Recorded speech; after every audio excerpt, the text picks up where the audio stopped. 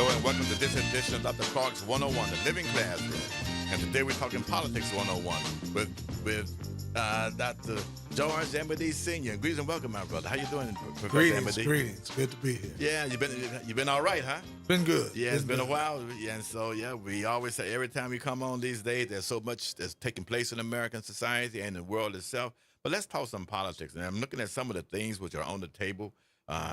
We have President Donald Trump and the tariffs, the freezes. We have Trump and his cabinet picks, and we also have the nature of what's taking place right now in terms of airline safety.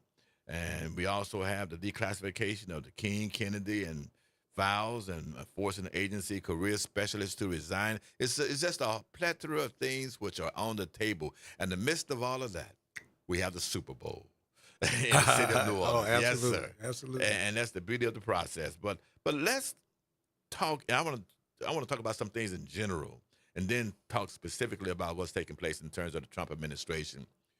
What do you see is the strategy, if any, of the Trump administration at this point at February 2025? At this point in his in his tenure as president, yes, sir.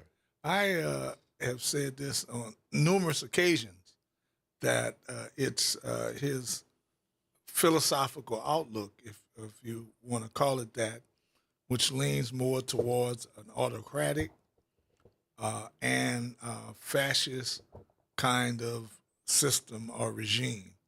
So, and one of the things that is most key in that kind of regime is the fact that there's no acceptance of traditional institutions, no acceptance of norms, no acceptance of the rule of law to some extent.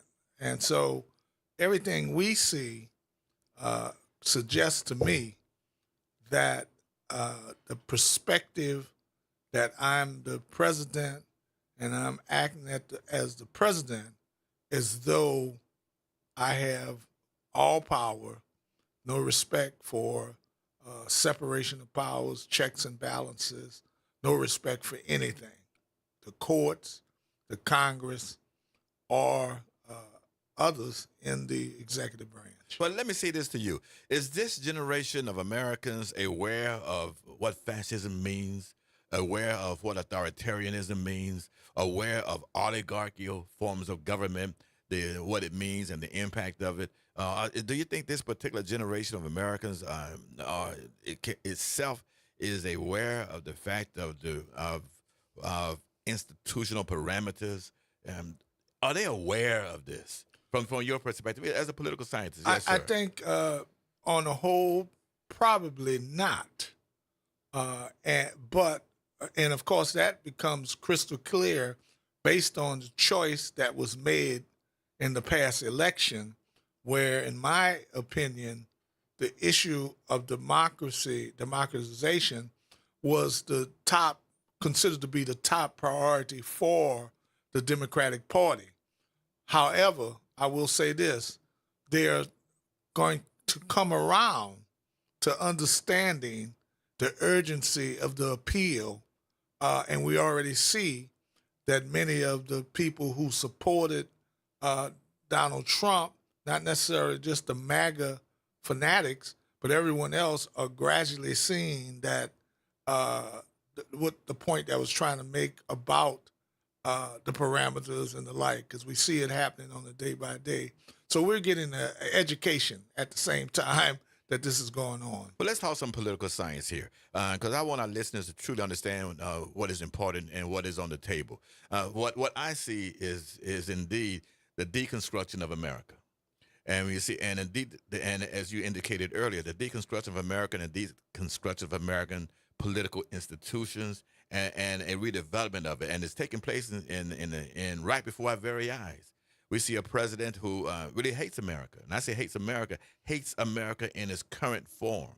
As America begins to look more like the United States, begin to look more like you and I in this studio, as America becomes brown, darker, and it takes on different hue, we're discovering now that we find ourselves in a period where they're saying, hey, let's stop the hyphenation of Americans. Let's not be hyphenated Americans. Don't be African Americans. Don't be Asian Americans. Don't be whatever the hyphenation may be. And I say this only because as the majority culture becomes smaller and smaller, the hyphenation does not benefit them. And so now, as a result of that, they want us, the desire is to stop the hyphenation, be absorbed into the culture, and then develop an America that looks like Russia, the Putin's Russia, with oligarchs ruling the society, and there are only a few rule and a few govern, and the participatory democracy, it becomes a sham. And that is the perspective as I see it. And as a political scientist, how do you look at this? Yes, sir. Well, I think, once again, back to the fact that people are really not educated about Yes. oligarchies, plutocracies, or any of those kinds of things.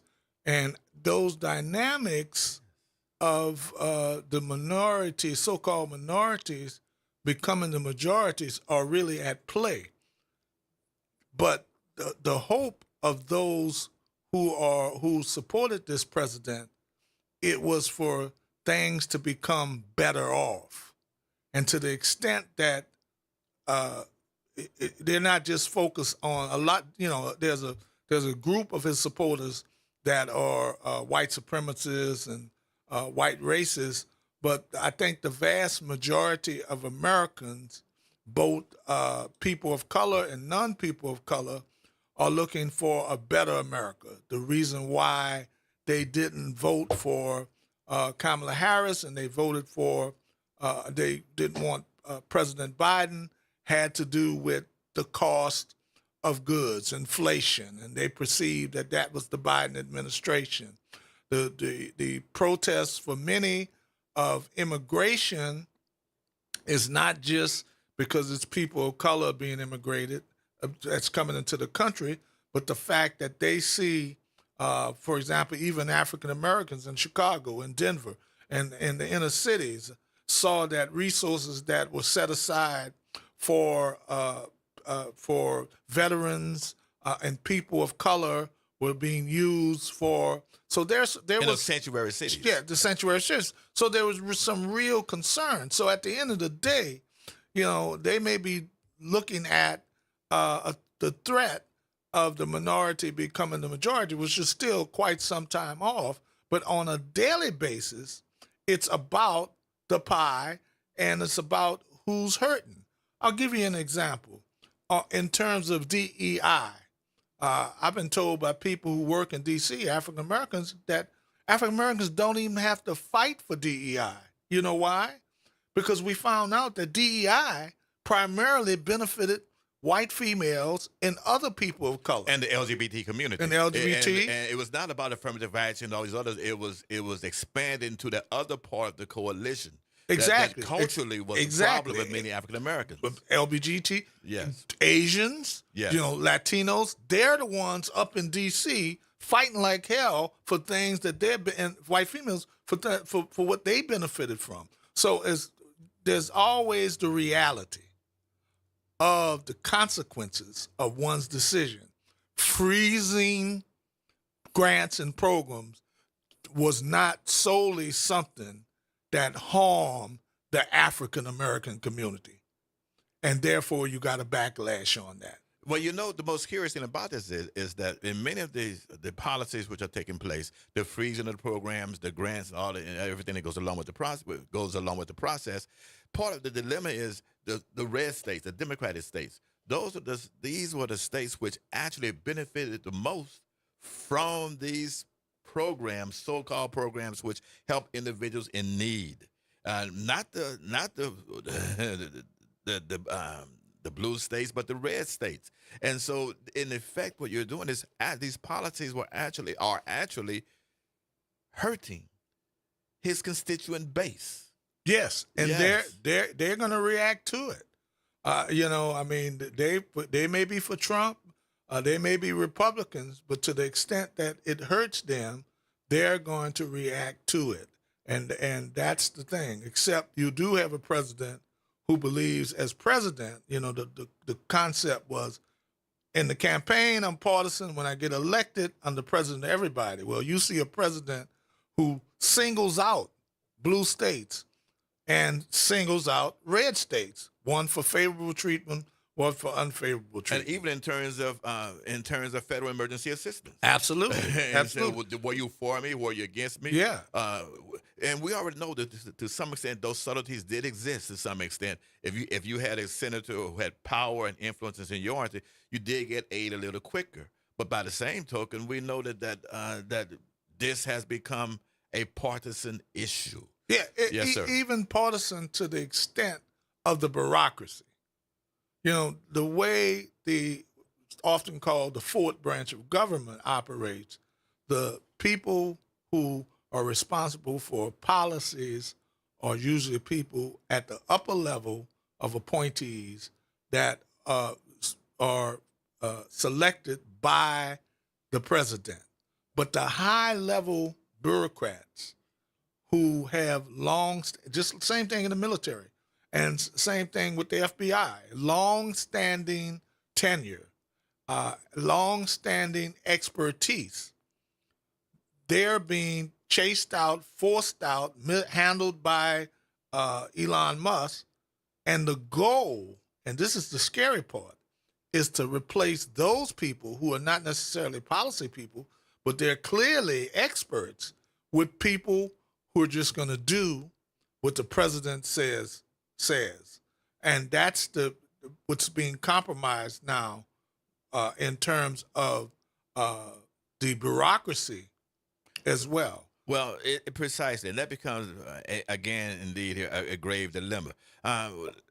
Let's look at one element that we find as very perplexing is the closing of the freezing, should we say, of let's add USAID, United States Agency for International Development, which deals with foreign aid.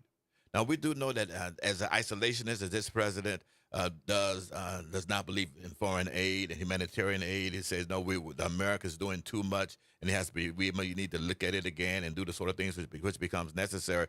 But the dilemma here is that individuals need to understand in American society, foreign aid is, I don't want to say it's a misnomer, but it's misconstrued. Foreign aid is not just necessarily a humanitarian activity. It is also a weapon that helps American society. If foreign aid is used as a tool to help America, that when you go in there and you fill in the void, aid comes with a caveat. Everyone understands that. And so if the American pull out with foreign aid, the caveat is there that they're not the void, but not the void will be a void.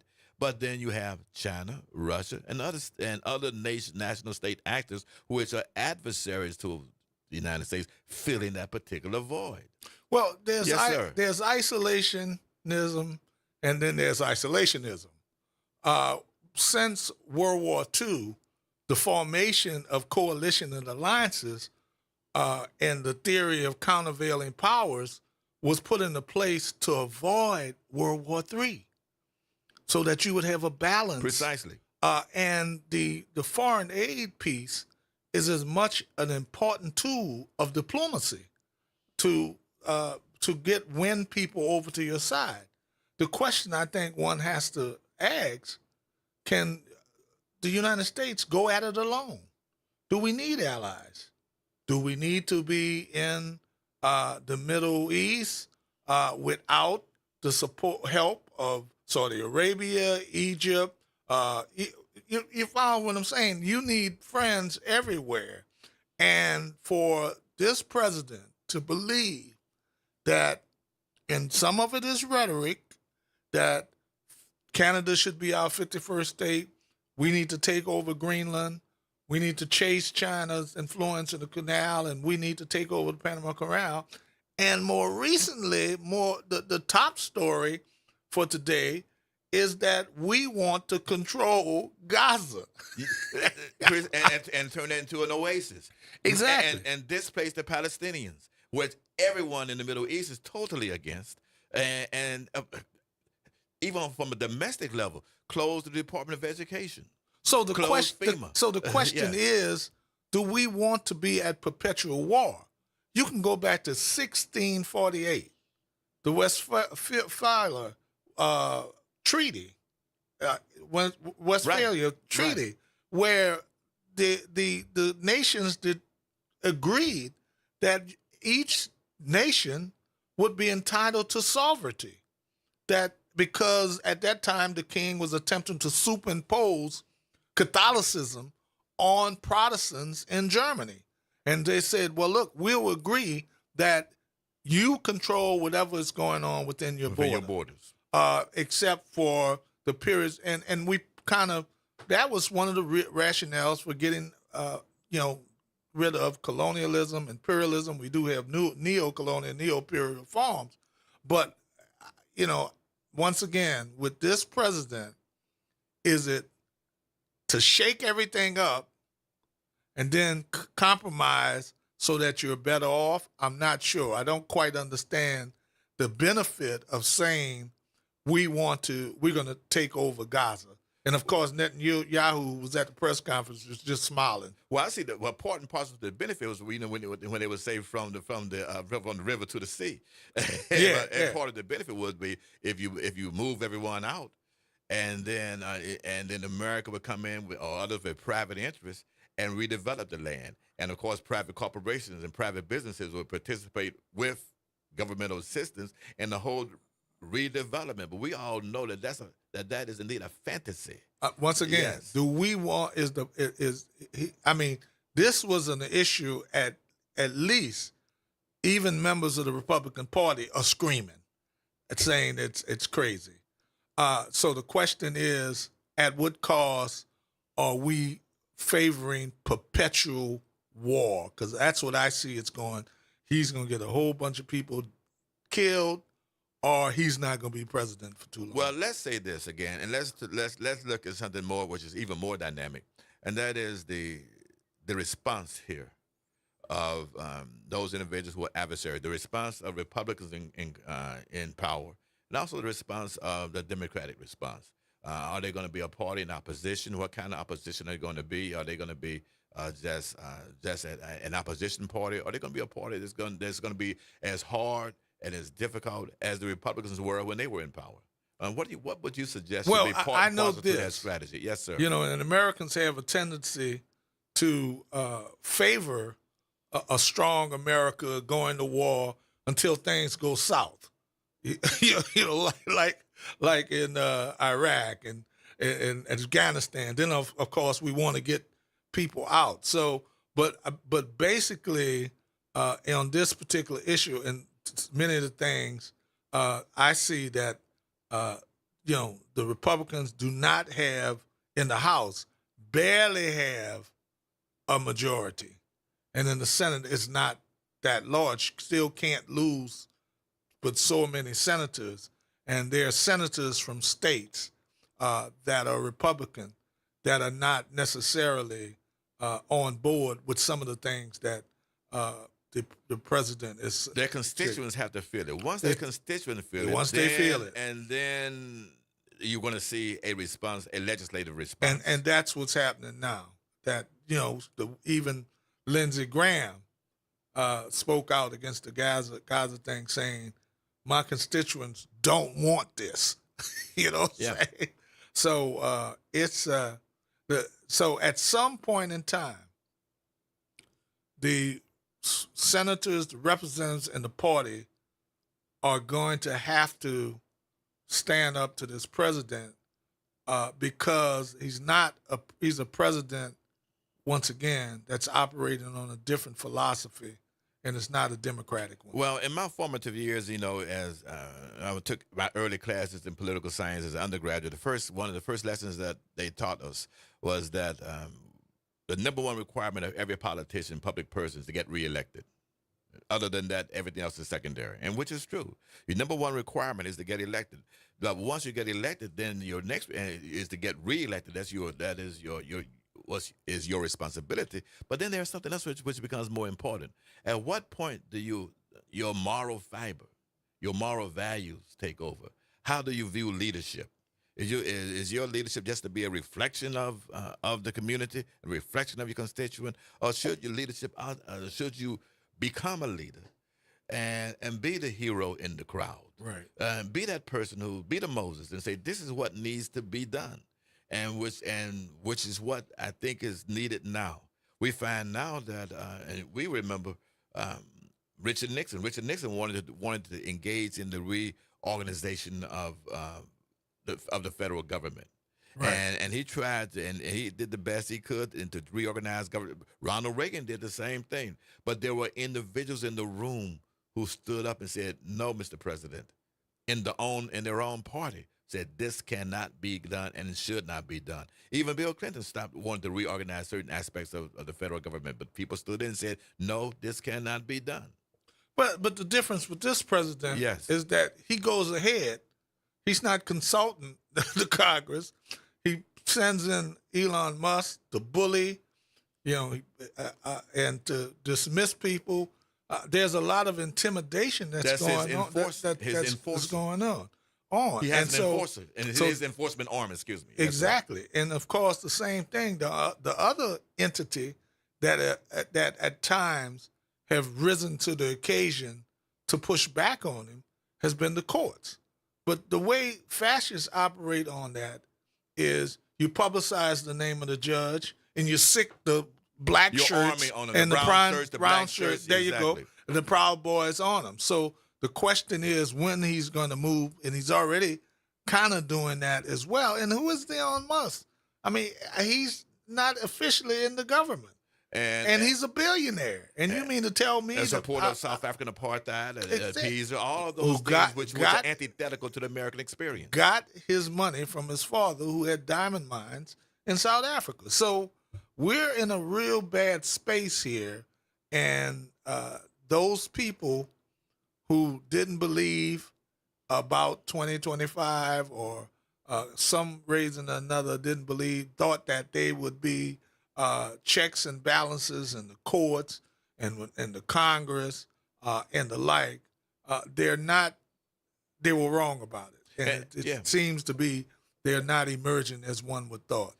And they will, because what happens again is that America has guardrails, and the nature of the American political system is that one is not larger than America, and those guardrails will exist. And I recall, growing up in the '60s. Right. And the folks that you have now, and Perry Mitchell used to always, when the late Congressman Perry Mitchell from Maryland always said, these racists and Nazis or whatever are nowhere near the kind of gangsters that they had to confront in the '60s. Right. And they couldn't hold anything. Exactly. And the ones that run that's around now, they're not very strong. Right. And so they can and will be brought down, not from without, but they're going to be brought down from within. Yeah. Well, he's replacing generals. Yeah. He's replacing CIA folk. He's replacing FBI, even just right here in our area. And we understand, once again, I make the point that to the victor goes the spoils. And when the president is elected, he has the right to appoint the top administrators, but he doesn't have the right to chase out long-standing upper-level bureaucrats and replace them with sycophants who are going to do whatever he say. That, once again, moves towards a fascist paradigm. Well, I will say this before we exit, and I want you to have the last word on all this as well, is that as we move forward, and it is my position, and I think is that one cannot, you cannot have an American army, an American society, where whether it's the FBI, what agency it may be, you cannot fight a war with just straight white males. You're going to have Hispanics, Asians, blacks. You're going to have members of the LGBT community. You're going to have members of females. You're going to have all these groups involved, because you cannot defeat the Germans. Excuse me, I say Germans, but you cannot defeat Russians, the Chinese, any of these groups with just that one segment. So you have to have them. You cannot even fight in domestic war. You cannot fight a domestic war with having your FBI lily white. It's going to have to be diversified. Right. That's just or Secret Service Lily White. That's just so the nature of the beast is that you're going to need all of these people. It's pragmatic. Whether you like them or not, you're going to need these people. And so what they're doing now with these policies and desires is that they're courting their own demise, their own disaster. And that's the true danger that we have. In the midst of all this, America would be weakened and subject to attack. And yes, sir. Yeah, I found a word that we can have before we exit today. Once Yes, again, sir. they're trying to put not necessarily everybody in the army who are not direct, but those who are in charge, where the people in charge gives a directive, and everyone has to follow that directive. And anyone associated with DEI in the life, This is a minor program, a small program. It has no exactly. effect. And didn't have Minimal effect. and really projected as with a black face, but when in fact, as I explained before, the DEI blacks did not benefit as much as the other people of the minority coalition. So I think that's the bad news. It might be good news that I always used to say, leave it to Trump to self-destruct. And so right now, I see he's on that path, or we're on the path of war. Well, they're going to flame out. They definitely will flame out, but they're going to flame out with some assistance. And again, I want to thank you for joining me. This is my good friend and colleague, Dr. George Amity Sr., professor studying first at New Orleans. And again, this is Dr. Gary Clark, and you can follow me on every platform of social media. And as always, it's been a pleasure.